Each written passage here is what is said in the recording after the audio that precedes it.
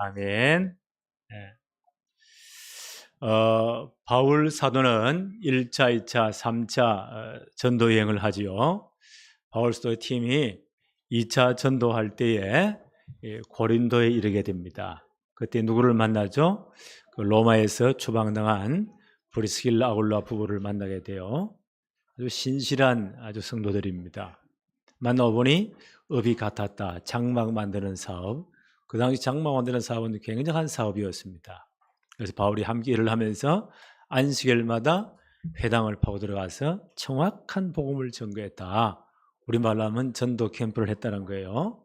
한 1년 6개월 정도 전도 캠프를 했습니다. 그래서 이 교회가 세워집니다. 그 교회가 그 유명한 고린도 교회였습니다. 얼마 후에 바울이 3차 전도여행 때 에베소에서 고린도 교회의 여러 가지 문제를 듣고 그 문제에 대한 답변을 주기 위해 쓴 편지가 고린도 전서입니다. 그 후에 여러 가지 이들이 말씀을 듣고 회개하고 교회가 안정이 되었다. 그 소식을 듣고 두 번째 서보낸 편지가 고린도 후서거든요. 고린도 전서 2장 2절에 바울은 이렇게 말합니다. 내가 너희 중에서 예수 그리스도와 그의 십자가에 못 박히신 것 외에는 아무것도 알지 아니하기로 작정했다. 내가 너희 가운데 복음을 전할 1년 6개월 동안 복음 전할 때에 캠프할 때에 그리스도와 십자가 외에는 전혀 말하지 않기로 나는 결심했다. 그리스도와 십자가만 말했다는 거예요. 왜 그렇습니까? 예수 그리스도의 십자가에서 창세기 3장 큰 문제 다 끝났어요. 그리고 하나님 나라가 임하는 사역이 완성되었기 때문입니다. 그렇죠? 바로 이분이 그리스도란 증거로 사흘 만에 부활하셨습니다. 그래서 우리를 구원할 복음이 완성되었기 때문입니다. 그래서 바울은 나는 그리스도와 십자가 외에는 말하지 않기로 결심했다. 당연히 교회는 그리스도와 십자가를 선포해야 되겠죠? 오늘 이 본문 말씀은 주님의 십자가를 가장 옆에 본 사람들, 그 십자가 사건을 가장 가까이에서 체험한 사람들이 어떤 변화가 있었는가, 이 부분을 살펴보기를 원합니다. 오늘 제목이 뭐예요? 십자가 사건을 체험한 사람들, 어떤 변화가 있었는가. 오늘 예수님 십자가에 체험당할 때 옆에 두 강도들이 함께 사형을 당해서 집행을 당했습니다. 그들 중에 한 사람입니다. 오늘 본문 말씀 봅시다. 23장 39절에 예수께서 23장 39절에 달린 행악자 중 하나는 비방하여 이르되 내가 그리스도가 아니냐, 너와 우리를 구원하라. 한 사람이에요. 아주 완악한 사람이죠. 예수님을 비방하면서. 이 사람이 예수님 위해서 뭐 해준 거 있습니까? 아무것도 없잖아요. 공연히 보세요. 네가 그리스도라면서 너와 나를 구원하라. 예수님을 조롱하고 아주 비판합니다. 이런 사람들이 꽤 많아요. 지금도 중국에도 보니까 우한에서 이 코로나 터지기 전에 중국 정부가 어떻게 했어요? 교회를 핍박하면서 십자가 다 내리고 이 고래를 십자가 뜯는 모습을 다 방영하고 그 위에 휘발유 뿌려가지고는 불을 붙이고 조롱하고, 이런 사건들이 지금도 계속 일어나고 있습니다. 그런데 또 한 사람은 달라요. 40절에 보니까 하나는 그 사람을 꾸짖어 이르되 내가 동일한 정죄를 받고서도 하나님을 두려워하지 아니하느냐. 하나님이 두렵지 않냐. 41절에 우리는 우리가 행한 일에 상당한 보응을 받은 것이니 우리는 당연히 십자가 향해 죽어야 된다. 이 형벌을 받아야 된다. 이에 당연하지만 이 사람이 행한 것은 옳지 않은 것이 없느니라 하고. 아마 이 두 강도는요, 예수님을 가장 가까이에서 바로 옆에 십자가에 달렸으니까 그 숨소리가 다 들었을 거예요. 가장 가까이서 예수님 십자가를 체험한 사람들이에요. 그중 한 사람입니다. 나는 마땅히 죽을 죄인이구나. 마땅히 십자가형을 당할 죄인이구나. 하면서 옆에 달린 예수님을 자세히 봤겠죠. 모든 걸 다 보니까 야, 이분은 죄가 없는 분이시구나. 이 사람 다 유대인인 것 같아요. 이 소식을 많이 들었겠죠. 아, 이분은 죄가 없는 바로 메시아시구나. 42절 한번 볼까요? 뭐라고 말합니까? 이르되 예수여 당신의 나라에 임하실 때에 나를 기억해 주십시오. 놀라운 고백을 합니다. 당신의 나라에 임하실, 그 나라 어떤 나라입니까? 하나님의 나라입니다. 예수님 이 땅에 오셨죠? 하나님 나라를 완성하여 오셨습니다. 하나님 나라는 어린 양 대신 예수 그리스도의 십자가로 시작되는 나라예요. 예수 그리스도 임하셔서 하나님 나라에 임한 겁니다. 이 하나님 나라 어떤 나라입니까? 하나님이 우리 아버지가 되시는 나라. 엄청나죠? 그 나라는 한 영혼이 천하보다 귀히 여기는 나라. 이 하나님 나라는 예수 그리스도의 십자가로 완성되는 나라입니다. 그래서 이 고백을 했단 말이에요. 당신의 나라에 임하실 때에, 하나님의 나라에 임할 때에 그 완성된 하나님 나라에 나를 초청해 주십시오. 옆에 십자가에 못 박히는 예수님을 바로 이 하나님 나라를 완성하실 메시아로 고백하고 있습니다. 이건 놀라운 고백이에요. 예수님을 구주로 고백하는 것입니다. 영접하는 자 곧 그 이름을 믿는 자들에게는 뭐가 되는? 하나님의 자녀가 되는 권세를 주셨다. 요한복음 1장 12절. 예수님 뭐라고 말씀하십니까? 43절에 예수께서 이르시되 내가 진실로 너희에게 이르노니 오늘 내가 나와 함께 낙원에 있으리라. 낙원은 천국을 의미합니다. 하나님 나라를 의미합니다. 나와 함께 천국에 들어갈 것이다. 예수님이 이 엄청난 답을 하십니다. 바울은 뭐라고 말하죠? 로마서 10장 13절에 누구든지 예수 이름 부르는 자는 구원을 받으리라. 그렇죠? 누구든지 예수 이름 부르면 구원받습니다. 십자가에서 모든 걸 해결하신 그 예수 그리스도, 부활하셔서 우리의 구원을 완성하신, 복음을 완성하신 그 예수 그리스도, 그 이름 누구든지 부르면 구원받아요. 로마서 10장 9절 10절에 마음으로 믿어 의에 이르고 입으로 시인하여 구원에 이르느니라. 그렇죠? 이 예수 그리스도를, 십자가에서 모든 문제 끝내신 예수 그리스도, 부활하셔서 우리를 구원할 복음을 완성하신 예수 그리스도, 하나님 나라를 완성하신 그 그리스도를 누구든지 그 이름 부르면 구원받습니다. 마음으로 믿고 입으로 그리스도를 주로 시인하면 구원을 받는다. 이 강도는 이 축복을 진짜 받은 사람이에요. 십자가를 정말 십자가 사건을 체험한 다음 이 믿음이 생긴 거예요. 그래서 이분은 구원받았어요.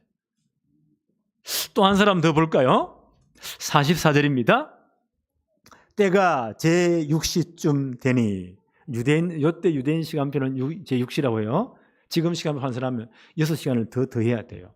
그럼 12시, 낮 12시예요. 낮 12시가 되어 해가 빛을 잃고 온 땅에 어둠이 임하여 제9시까지, 그러기 6시간 더 더하면 오후 3시입니다. 3시까지 온 땅에 캄캄함이, 어두움이, 흑암이 다 임했다. 예수님은 금요일 날, 지금 시간 환산하는 금요일 날 오전 9시에 십자가에 처형됩니다. 그리고 그 엄청난 고통을 다 당하세요. 그리고 낮 12시부터 해서 오후 3시까지 해가 빛을 잃고 온 땅에 어둠이 임했다. 무엇을 의미할까요? 어떤 학자들은 이걸요, 그때 일식이 있어가지고 온 땅이 캄이 아니냐. 근데 거꾸로 시간 돌려보면 그때 일식이 가는 그런 시간표가 아니래요. 이건 뭘까요? 우리는 출애굽기 사건을 볼 때 10가지 재앙이 애굽에 임하죠. 9번째 재앙이 뭡니까? 3일 동안 애굽 전역에 캄캄함이, 흑암이 임한 겁니다. 이스라엘 백성들이 살고 있는 고센 땅 외에는요, 전 애굽인 땅에 캄캄함이 3일 동안 사람이 알아볼 수 있을 정도로 그 캄캄함이 임했대요. 초자대의 역사예요. 뭘 상징하고요? 그 다음 10번째 재앙이요, 모든 장자를 죽이는 재앙이, 심판이 임하신 거예요. 이건 하나님의 징계와 하나님의 심판입니다. 하나님의 심판이 임했다는 거예요. 죄의 삭선 사망이잖아요. 예수님이 이 모든 죄가를 지불하시고 심판을 당하시는 겁니다. 로마서 3장 25절에 바울은 이런 표현을 했습니다. 하나님이 전에 우리가 지은 모든 죄를 간과하심으로, 간과는 뭐예요? 보고도 모른 척 넘어갔다는 말이에요. 창조부터 예수님 십자가 사건까지 모든 택한 백성들의 죄를 보고도 하나님은 보고도 모른 척 넘어갔다는 거예요. 왜? 죄 삭은 사람 다 죽여야 돼요. 그걸 보고도 모르고 넘어갔었다가, 왜요? 화목제물 대신 예수 그리스도의 십자가에 이 모든 죄를 다 물어버린 겁니다. 그 죄가 죄의 삭이 집행된 거예요. 죄의 삭은 사망이에요. 또 십자가 사건부터 주님 재림하는 그날까지 앞으로 구원받을 모든 백성들을 미리 앞당겨서 주님의 십자가에 다 물어버린 겁니다. 그 엄청난 죄값이 지불되는 거예요. 하나님의 징계가 지금 이루어지고 있는 거예요. 그래서 낮 8시부터 오후 3시 주님이 운명하는 그 시간까지 캄캄하게 온 땅에 임했다. 모든 죄값이 지불된 겁니다. 하나님의 징계가 임한 겁니다. 이런 일이 있었다. 그리고 이제 주님 운명하는 순간, 숨을 거두는 순간입니다. 43절에 45절에 보니까 성소의 휘장이 한가운데가 찢어진지라. 예수님이 돌아가신 그 순간, 지성소와 성소를 갈랐던 큰 휘장 커튼이에요. 두께가 한 10cm쯤 된다고 해요. 이만큼. 아주 튼튼한 실로 술을 짜놓은 천사들과 선사들이 화영금을 들고 있는 그런 모습의 모양이 되는 그런 큰 휘장 커튼이에요. 지성소와 성소를 갈랐던 그 휘장이 얼마나 튼튼한지 몰라요. 위로부터 둘로 쫙 찢어진 거예요.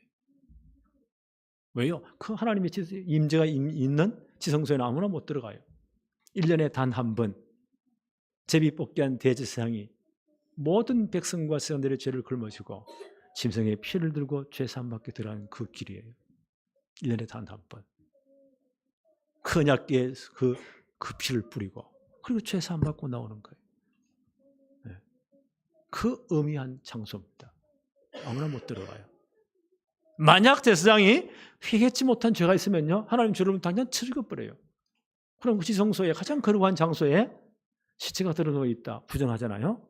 그럼 다른 제사장이 가서 그걸 끄집어내야 돼. 율법에 의하면 시체를 만진 자는 부정한 자다, 또 죽여버려요. 큰일 나요.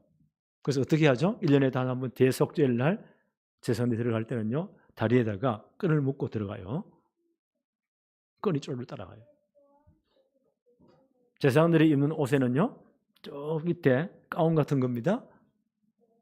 그 방울들이, 금 방울이 달려 있어요. 사람이 움직이면 소리가 나겠죠? 근데 암만 기다려도 소리가 안 나. 그러면요, 바깥에서 이분이 죽었구나. 뭘 당겨야 되죠? 끈을 당겨야 돼요. 뻣뻣한 시체가 끌려 나오는 거예요. 아무나 못 들어가요. 그 휘장이 열려버린 겁니다. 하나님 만나는 새로운 길, 상길이 열린 거예요. 모든 죄가 다 지불되고 십자가에서. 그래서 3시간 캄캄하게 하나님의 모든 심판이 그리스도에 다 예수님께 전부 다 집행된 거예요. 그리고 하나님 만난 길이 열린 거예요. 히브리서 10장 19절로 20절에 이렇게 말씀합니다. 그러므로 형제들아, 우리가 예수의 피를 힘입어 성소에 들어갈 담력을 얻었나니 그 길은 우리를 위하여 휘장 가운데로 열어놓으신 새로운 살 길이요, 휘장은 곧 그의 육체니라. 주님 십자가에서 모든 죄를 지불하시고 피를 다 흘려주셨습니다. 그래서 하나님 만나는 길, 새로운 길, 산 길이 열린 겁니다.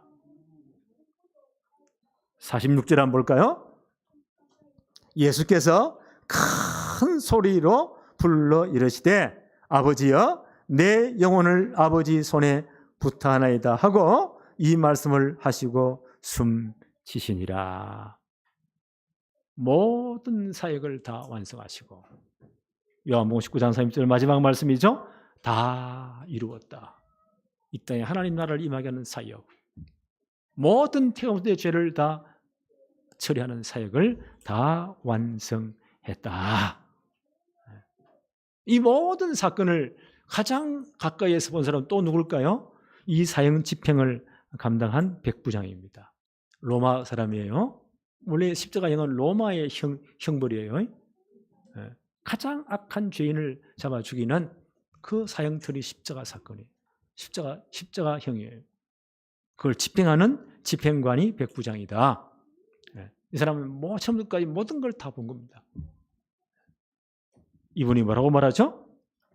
47절 한번 볼까요? 47절에 백부장이 그 된 일을 보고 어떻게 했다고요? 하나님께 영광을 돌려 이르되 이 사람은 청령 의인이었도다. 야, 놀라운 고백을 합니다.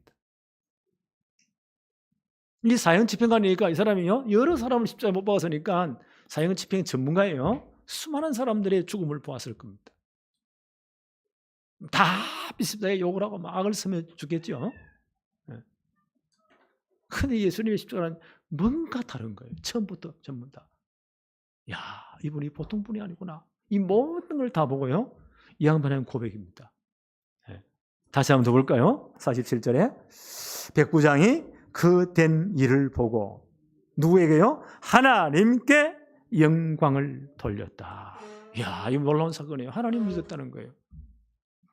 영광을 돌려서 이르되 이 사람은 청령 의인이었다.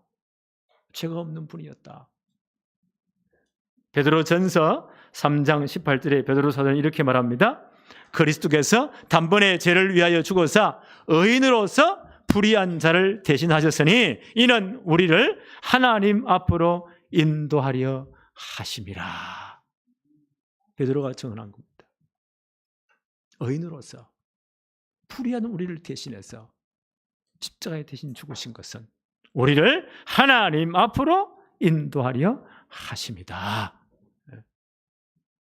히브리서 9장 11절로 12절에 그리스도께서 장래의 좋은 일의 대제사장으로 오사 손으로 짓지 아니한 것 곧 이 창조에 속하지 아니한 더 크고 혼전한 장막으로 말미암아 염소와 송아지 피로 아니하시고 오직 자기 피로 영원한 속죄를 이루사 단번에 성소에 들어가셨다. 이게 십자가 사건이에요.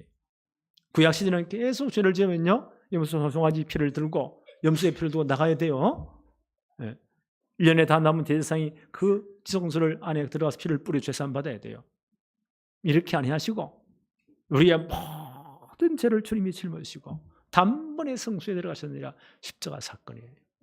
그래서 모든 문제를 다 끝내셨다.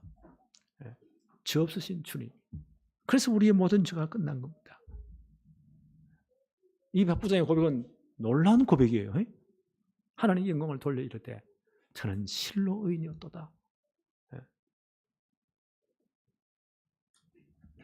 로마서 3장 23절 24절에 모든 사람이 죄를 범하였음에 하나님의 영광에 이르지 못하더니 그리스도 예수 안에 있는 속량으로 말미암아 하나님의 은혜로 값없이 어렵다 하심을 얻은 자 되었느니라.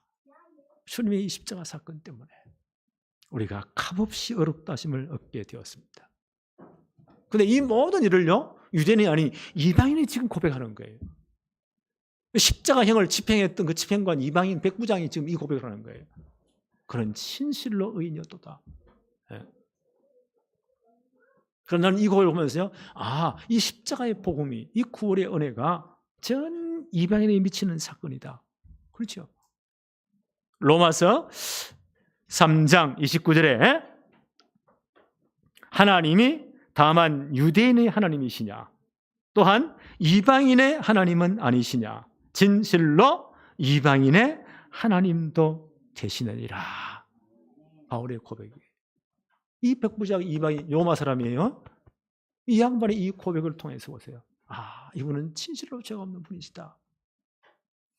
모든 죄가 없어 다 지원하셨구나. 그 고백을 통해서요, 이 복음이 이방인에게도 이제 미치는 엄청난 구원의 역사가 이방인도 이 속에 포함되는 겁니다. 구원의 축복 속에. 이 고백이에요. 바울은 이방인의 이 복음 전가기의 사도로 부름받은 사람이죠. 1차 전도여행 때 바울이 전 지역 들어갈 때 보세요. 유대인 회당을 먼저 파고 들어가요. 그 유대인들부터 복음 전해요. 근데 유대인들이 계속 방해하면서 복음을 거부해요. 그때 한 말입니다. 사도행전 13장 46절에 바울과 바나바가 담대히 말하 이르되 하나님의 말씀을 마땅히 먼저 너희에게 전할 것이로되 유대인들에게 이 복음을 전거했습니다. 너희가 그것을 버리고 영생 얻기에 합당하지 않는 자로 자처하기로 우리가 이제부터는 이방인에게로 향한다. 사도행전 13장 48절에 이방인들이 듣고 기뻐하여 하나님의 말씀을 찬송하며 영생을 주시기로 작정된 자는 다 믿더라. 1차 전도 일어난 사건이에요. 이때부터 이방인에게 이 복음이 전거되기 시작합니다. 바울은 이 일을 위해 부름받은 사람이에요. 그래서 바울이 뭐라고 말합니까? 로마서 11장 13절에 내가 이방인인 너희에게 말하노라 내가 이방인의 사도인 만큼 내 직분을 정말 영광스럽게 여긴다. 이 복음은 보통 고백이 아니에요. 그로부터 이 구원이 이방인 전체에 이제 풀어나가는 겁니다.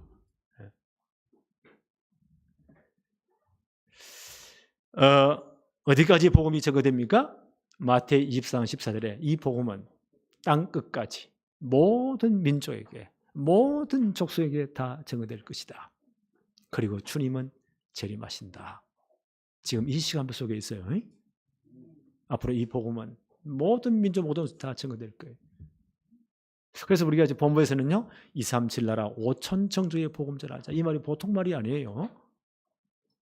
이 땅에 지구상에 나라가 한 237, 8개 뭐 나라 있기도 없으시기도 이렇게 하니까 주로 237개 나라이다. 그중에 아직까지 복음을 듣지만 종족이 너무너무 많아요. 종족 수를 따지면 한 5천 종족이 된다. 이 모든 사람들에게 복음이 전거돼야 된다. 하나님의 절대 시간표입니다. 여기 우리 인생의 방향을 딱 맞춰야 돼요. 그렇죠? 이게 하나님과 방향 맞추는 거예요. 그래서 우리 렘넌트들은 진짜 기도하세요. 내가 여기에 정말 내 생을 걸도록. 우리 모든 성도 마찬가지예요. 그래서 오늘 237 나라 핀 곳에 5천 종족에 진짜 복음 전거되도록 기도하세요. 앞으로 우리 교회 모든 중직자들, 우리 렘넌트들은요. 나는 참 한 70나라 정도에 혹은 70종족 정도에 좀 작게 70지역 정도에는 내가 진짜 복음 전해야 되겠다. 렘넌트 진짜 기도하세요. 나는 내 생업에 내 산업에 정말 복을 받아서 한 70지역에 영향 미치도록 좀 넓혀서 70종족에 영향 미치도록 70나라에 영향 미치도록 이만큼 복을 받아야 되겠다. 정말 진짜 기도하세요. 십자가를 가장 가까이서 체험한 사람 주님의 십자가 사건을 체험한 사람 백부장은 이 놀라운 고백을 합니다. 그 다음 한번 볼까요? 50절부터 한번 봅시다. 공회 의원으로 산헤드린 공회입니다. 그 당시 이스라엘의 종교, 모든 사회, 모든 것의 최고의 의결기관이에요. 70명의 청년 바리새인들, 대제사장들, 서기관들 이런 분들이 구성된 그런 공회입니다. 산헤드린 공회입니다. 공회 의원으로 대단히 높은 사람입니다. 선하고 어려운 요셉이라 하는 사람이 있었으니 51절에 그들의 결의와 행사에 찬성하지 아니한 자라. 산헤드린 공회에서 예수님 십자가에 못 박으라고 모든 결정을 다 하고 지금요 빌라도를 압박을 넣어서 예수님 십자가에 못 박았잖아요. 이 모든 결의에 이분은 빠졌어요. 이건 부당한 것이다. 거기에 찬성하지 않은 분이에요.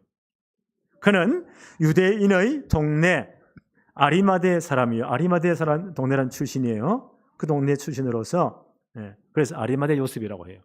아리마대 사람이요 하나님의 나라를 기다리는 자였다. 이 복음을 이렇게 누가복음 기록한 누가의 평가입니다. 이 양반은 진짜 의인이었고 예수님을 주로 인정했지만요 자기 신앙 고백을 처음에는 하지 못했어요. 두려웠어. 산헤드린 공회에 쫓겨나면 그 모든 권리를 다 빼앗기는 거예요. 그래서 드러내지 못했어요. 그러나 예수님을 십자가에 못 박으라고 그때 막 고함 지를 때 그게 찬성하지 않았어요. 이분은 어떤 분이었어요? 하나님의 나라를 기다리는 자였다. 바로 저 예수님이 하나님 나라를 완성할 바로 저분이시구나. 항상 믿었던 사람입니다. 이분도 아마 십자가 체형에 가까이 와서 전체를 다 봤겠죠. 마음에 너무너무 안타까우니까. 주님 십자가 사건의 모든 고통을 다 봤을 겁니다. 주님 운명하시는 그 순간을 다 봤을 겁니다. 오늘 이분이 어떻게 해요? 말씀 한번 볼까요?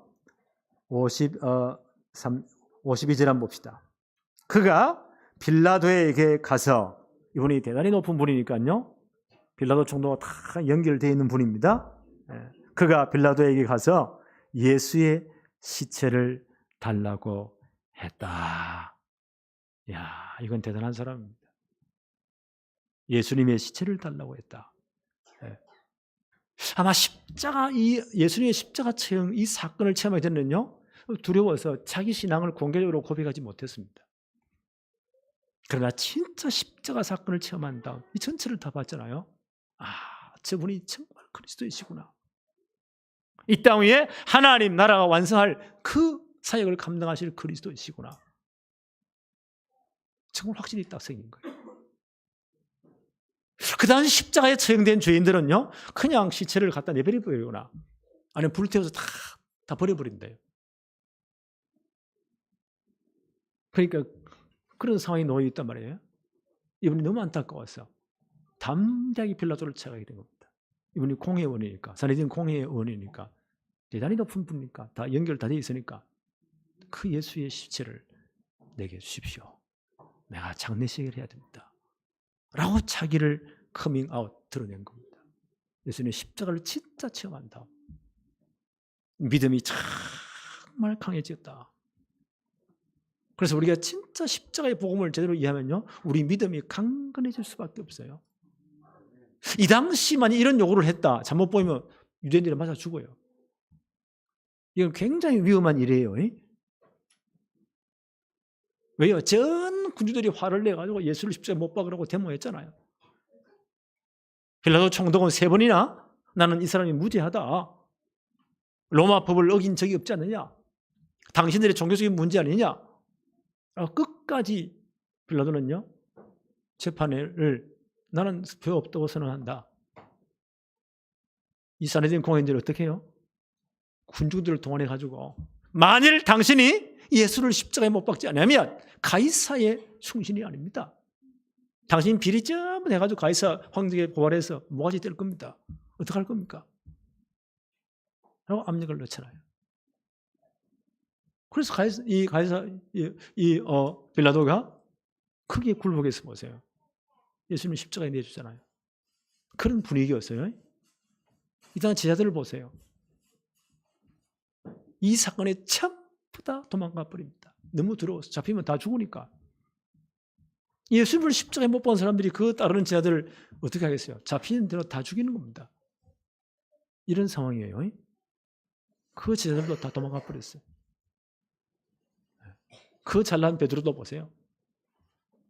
예수님 최후의 만찬에 얼마나 자신 있게 말했습니까? 이것들을 다 다른 제자들 보면서 이것들을 다 예수님 버려도 나는 절대로 예수님 버리지 않습니다. 나 인간 베드로 믿어주세요. 당당했잖아요. 다 튀어버렸습니다. 그런데 이분이 보세요.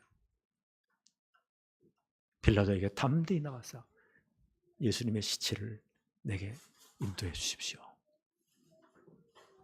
빌라도 군인들 시켰죠. 죽었는지 확인을 해라. 완전 확인한 다음 이 시체를 아리마대 요셉에게 시체를 내어줍니다. 그래서 정말 담대한 믿음의 사람이다. 뭘 체험한다? 예수 그리스도의 십자가 사건을 진짜 체험한다. 이분이 바로 그 하나님 나라를 임하게 할 그 메시아시구나. 우리 사내들은 공회 오니까 성경을 너무 잘 알겠죠. 구약에 예언된 바로 그 메시아시구나. 이 담대함이 나온 거예요. 이건 생명을 건 헌신이에요. 이런 상황에 누가 나서겠어요? 나는 우리 교회 이런 일꾼들이 많이 일어났으면 좋겠어요. 진짜 일꾼은 이때 나타나잖아요.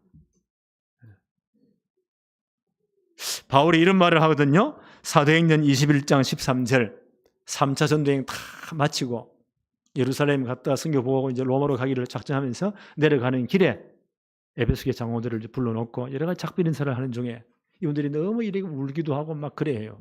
그때 바울이 한 말입니다. 바울이 대답하되 여러분이 어찌하여 울어 내 마음을 상하게 하느냐? 나는 주 예수의 이름을 위하여 결박당할 뿐 아니라 예루살렘에서 죽을 것도 각오했다. 이런 신앙 아니겠어요? 이분이 아리마대 요셉입니다. 이때 요한복음 19장 39절 40절에 보니까요. 일찍이 예수께 밤에 찾아왔던 니고데모도 몰약과 침향 섞은 것을 100리터라쯤 가지고 온지라. 이에 예수의 시체를 가져다가 유대인의 장례법대로 그 향품과 함께 세마포로 샀더라. 요한은 이분을 또 기록을 해요. 일찍이 밤에 니고데모, 유대인들이 눈이 무서워가지고 살짝 찾아온 분이에요. 그 신앙생활 한 분이죠. 이분도 예수를 믿은 분이에요. 이 소식을 듣고요, 장례를 위해서 이런 향품을 준비해 옵니다. 그걸 급히 사서 세마포에 사서 예수님의 장례를 합니다.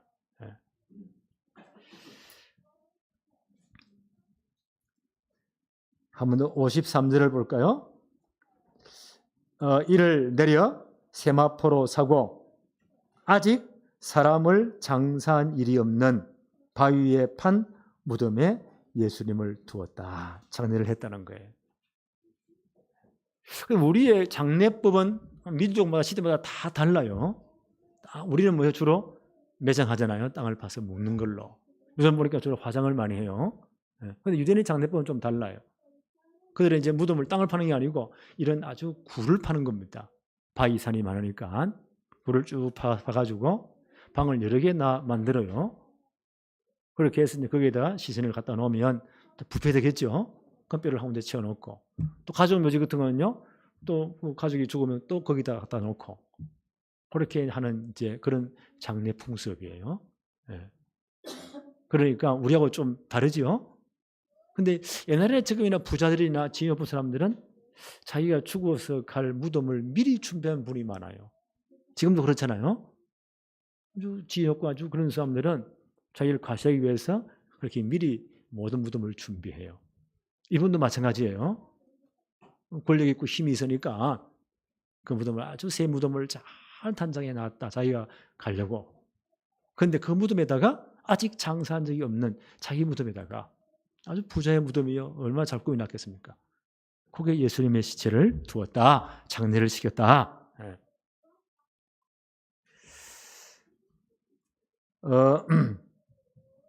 54절 한번 볼까요? 이날은 준비일이요 안식일이 거의 되어 가더라. 금요일 오후입니다.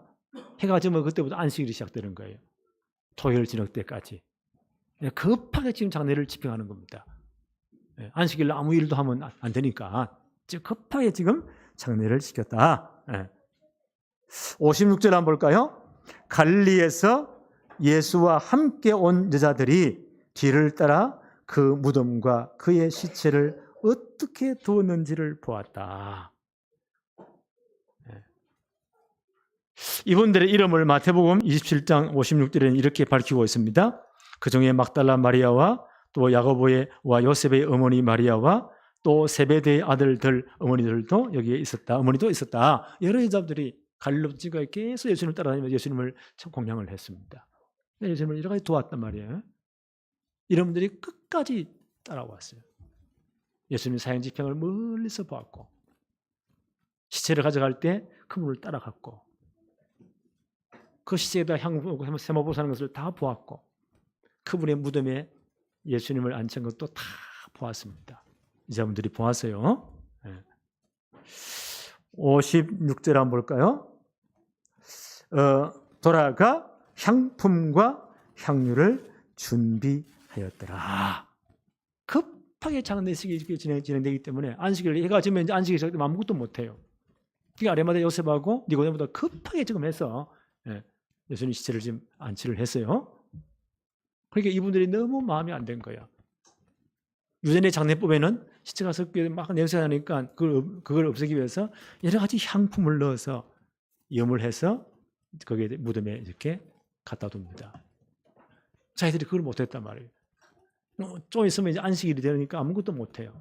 급하게 나가서 모든 향품을 다 준비하고 안식일이 지나면 다시 와서 예수님의 시대에 향품을 넣어야지 라고 준비했다는 거예요. 그런데 보세요. 이분들이 준비한 이 안식일은 옛 언약, 율법에 의한 마지막 안식일이에요. 그 안식일 지나고 그 다음날 안식 후 첫날 3일째 되는 날이죠. 지금 말하면 주일날이에요. 일요일 날이에요. 이들이 새벽에 때가 뜨면 그때 주님이 부활하시잖아요. 이분들은 주님의 부활을 처음 목격한 사람들이 되었어요. 주님의 부활을 처음 목격한 사람이 되었어요. 보세요. 끝까지 헌신한 이분들. 저는 예수님의 사역을 쭉 보면서요. 그렇게 똑똑했던 남자들, 특히 예수님 제자들 대단했잖아요. 다 튀어버렸어요. 그러나 존재감도 없던 이분들이 보세요. 아리마대 요셉 같은 분들, 니고데모 같은 분들 보세요. 이때 주님의 십자가를 진짜 복귀하고 난 다음 이분이 그리스도이구나. 가장 귀한 헌신을 했어요. 그것도 생명을 목숨을 내놓고. 그게 멀찌감치라도요 끝까지 따라와서 주님의 모든 장례식을 다 보았고 무덤이 어디에 묻혔는지 그거 다 확인하고 아직 시체를 너무 급하게 이렇게 염을 했으니까 향을 못 넣었잖아요. 그걸 준비해서 그 안식일 날 딱 기다렸다 새벽같이 뛰어오는 겁니다. 그러다 주님의 첫 부활을 제일 먼저 딱 경험했어요. 이렇게 헌신한 분들이 있구나. 그렇죠? 지금도 복음이 증거된 것보다 이분들의 이름이 계속 많은 성도들에게요 입에 오르락내리락 합니다. 최고 축복의 사람들. 저는 이 말씀을 준비하면서 우리 교회도 이런 일꾼들이 많았으면 좋겠다. 막 떠드는 사람은 아니고 떠드는 자들은 다 튀어버렸어요. 근데 숨어있는 사람이 보세요. 목숨 걸고 헌신하잖아요. 갈릴리부터 따라온 이 여인들 보세요. 무슨 힘이 있겠어요? 끝까지 헌신하잖아요. 그분이 첫 부활의 목격자가 됩니다. 최고의 증인 됩니다. 이런 숨은 일꾼들 정말 많이 일어나야 되겠다. 그래서 우리가 연말쯤 이제 한 두서너 주 후에 우리 몇 분의 장로님들 또 권사님들 안수자님들을 우리가 피택해서 뽑아서 우리가 이제 훈련시켜서 노예 허락을 받고 내년 한 4월쯤에 임직을 하려고 해요. 저는 이 말씀을 준비하면서 하나님 이번에 우리 교회가 개척한 지 처음 세운 이 일꾼들은 이런 일꾼들 되게 해주세요. 정말 아리마대 요셉 같은 일꾼들, 니고데모 같은 일꾼들. 우리 권사님들은요 진짜 끝까지 주님의 이 장례식에 따라왔던 그 부활을 목격한 숨어 헌신한 이런 일꾼들 되게 해주세요. 나는 이런 일꾼들이 우리 교회에 많이 세워질 줄로 믿습니다. 바울은 이렇게 말합니다. 고린도전서 15장 58절에 그러므로 내 사랑하는 형제들아 견실하여 하며 흔들리지 말고 항상 주의 일에 더욱 힘쓰는 자들이 되라. 이는 너희 수고가 주 안에서 헛되지 않을 줄 알미라. 우리의 수고가 절대 헛되지 않습니다. 그래서 나는 앞으로요 우리 교회 이런 복음의 명문 가문들이 많이 일어날 것입니다.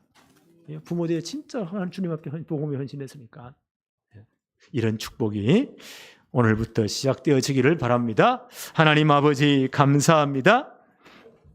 오늘도 복된 주의 날을 허락하시며 예배할 수 있는 최고의 복을 주심을 감사합니다.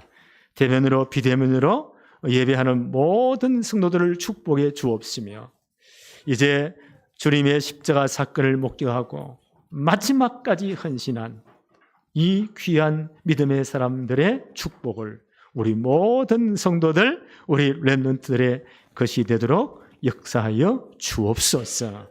예수 그리스도 이름으로 기도하옵나이다. 아멘.